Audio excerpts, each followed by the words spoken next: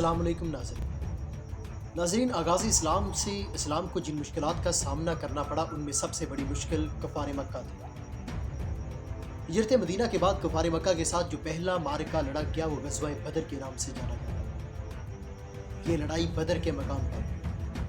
आज की इस वीडियो में हम नक्शों और एनिमेशंस की मदद से इस मकाम पर ये मारका किस तरह लड़ा गया और ये जंग की कार्रवाई किस तरह हुई और फरिश्तों ने किस तरह यहाँ पे इस जंग में मुसलमानों की मदद की, इसको जानने की कोशिश करें।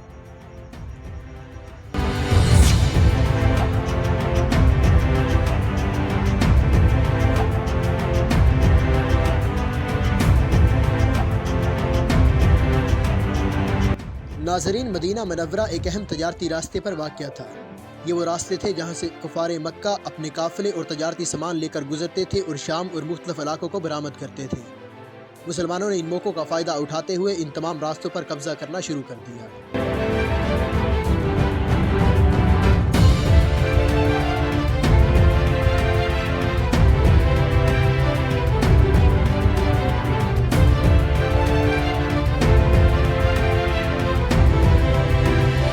इस साल मशरकी ने मक्का का ऊँटों का सबसे बड़ा काफ़िला मशरकी रूम के एक शहर दमिश्क से वापस लौट रहा था। ये काफ़िला एक तजारती काफ़िला था जिसकी कदर कीमत 50,000 दिनार के लगभग थी और इसमें 1,000 ऊँट भी शामिल थे।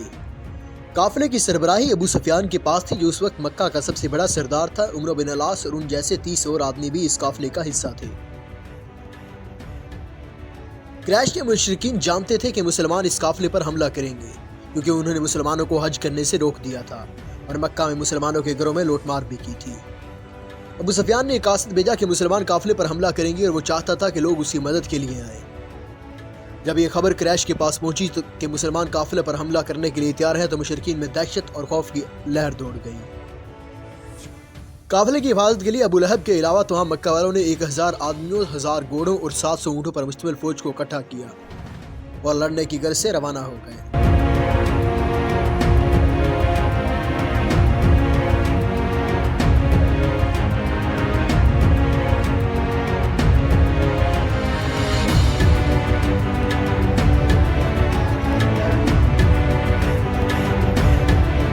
रसूलुल्लाह सल्लल्लाहु अलैहि वसल्लम जब मदीना से रवाना हुए तो इस्लामी लश्कर की तादाद 313 थी, जिसमें 82 महाजिरीन और बाकी अंसार शामिल थे। इनके पास 30 घोड़े और 70 ऊँट थे। रसूल सल्लल्लाहु अलैहि वसल्लम ने काफ़िले की तलाश के लिए पहले चंद सहाबा को रवाना किया। 2 सहाबी बदर के कुएं पर अपने ऊँटों को पानी पिलाने के लिए पहुंचे तो उन्होंने वहां पर कबीला कुहैम की 2 औरतों की गुफ्तगू सुनी। ये खवातीन अबू सुफियान के काफ़िले के पड़ाव के बारे में बात कर रही थी।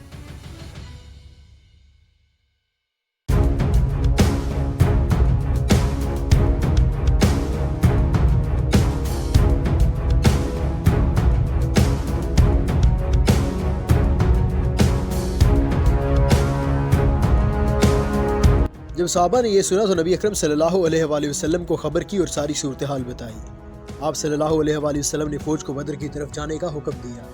इससे पहले अबू सुफियान अपने काफिले के साथ बदर के कुओं तक पहुंच चुका था और उसी ने वहीं पे पड़ाव डालने का और रात गुजारने का सोचा था, लेकिन वो अपने ताक़ुब से डर रहा था। फिर उसने लश्कर का रुख समंदर की तरफ बदल दिया। जब वो आगे बढ़ने लगा और बदर उसके बाएं तरफ था तो उसे यकीन हो गया कि काफिला अब महफूज है। उसने मुशरिकीन मक्का को पैगाम भेजा कि जितने भी ऊँट काफिले की हिफाजत के लिए आए थे वो वापस जा सकते हैं, क्योंकि खुदा ने उन्हें बचा लिया है। लेकिन अबू जहल ने कहा कि वो वापस नहीं जाएंगे, हम बदर तक जाएंगे और वहाँ पर 3 दिन क़याम करेंगे, खाएंगे पिएंगे, औरतें नाचेंगी और गाएंगी, आसपास के लोग हमें सुनेंगे और हमसे डरेंगे।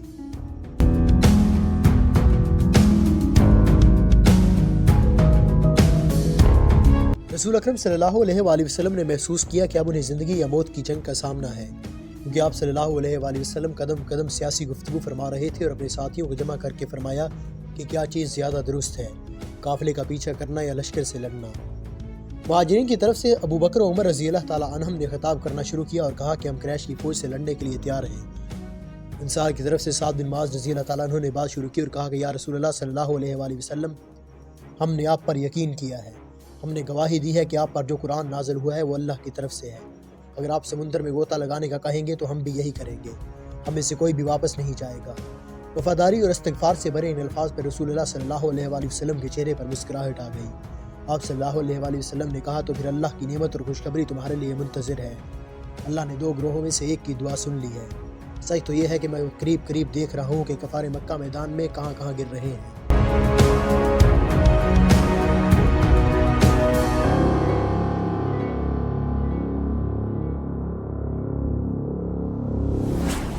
جمعہ کے دن صحرائے بدر میں دونوں فوجیں آمنے سامنے ہوئی۔ یہ بہت گرم دن تھا۔ اس وقت تک عرب ہمیشہ قبائلی حوث، خون ریزی، نسل اور تعلق کی جنگ لڑ رہے تھے۔ اب اس کی جگہ مذہب نے لے لی تھی۔ مذہب کی لڑائی کے جذبے نے عربوں کی مضبوط وابستگی کو ختم کر دیا تھا۔ وہ بھی کچھ اس طرح کے قریبی رشتہ دار مثلاً باپ، بیٹا، چچا، بھتیجا مخالف طرف تھے۔ اس جنگ میں حضرت ابو بکر اور ان کا بیٹا حضرت ابو عبیدہ اور ان کے والد اور بھائی ان کے دشمن تھے۔ یہ ایک ظالمانہ سبق آموز واقعہ تھا۔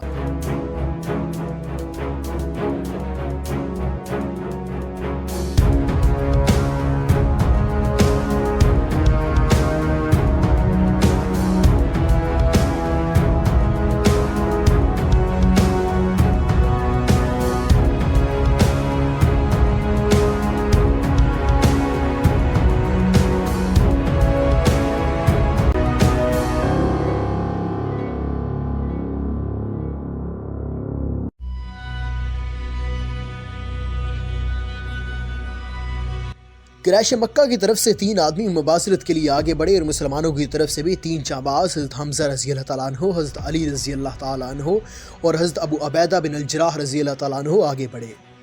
حضرت حمزہ اور حضرت علی نے اپنے حریفوں کو بآسانی شکست دی، جبکہ حضرت ابو عبیدہ کی ٹانگ پر زخم لگا۔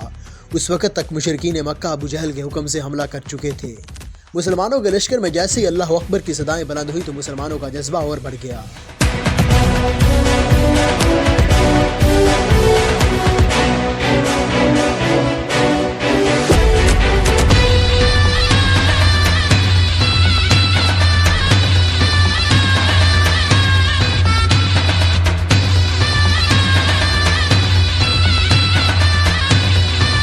آخرکار رسول اللہ صلی اللہ علیہ وآلہ وسلم نے بھی حملہ کرنے کا حکم دیا۔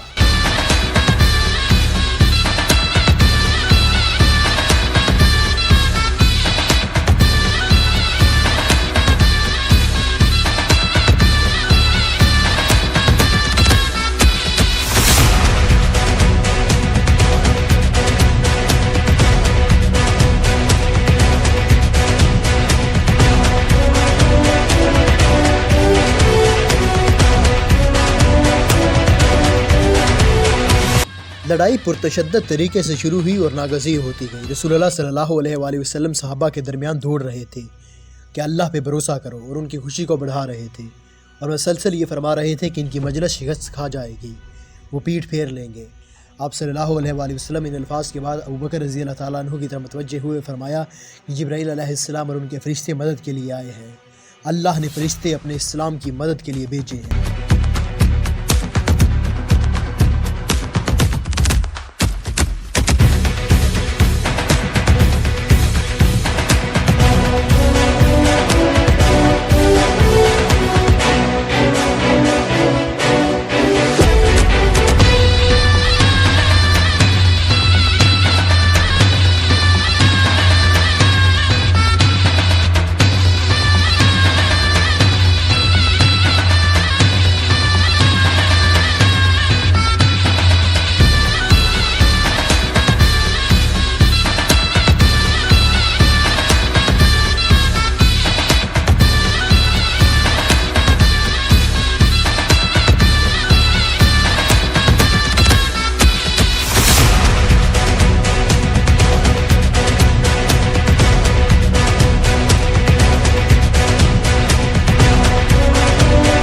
غزوہ بدر اسلام اور ایمان کے بقا کی جدوجہد تھی۔ اللہ نے اپنے فرشتوں کی فوج کو اس جنگ کے لیے متحرک کیا۔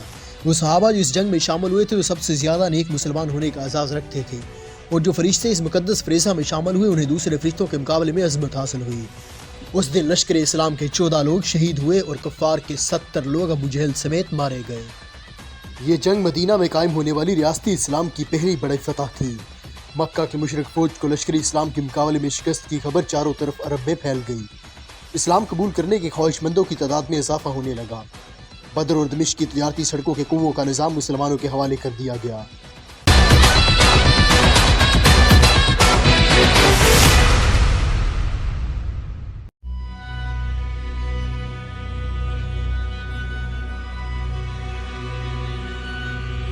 ابو جہل کے قتل کے بعد ابو سفیان قریش کا سردار بن گیا اور ان قریش کے رشتہ داروں نے جنہوں نے مسلمانوں کے ہاتھوں شکست کھائی مسلمانوں کے خلاف انتقام کا عہد کیا۔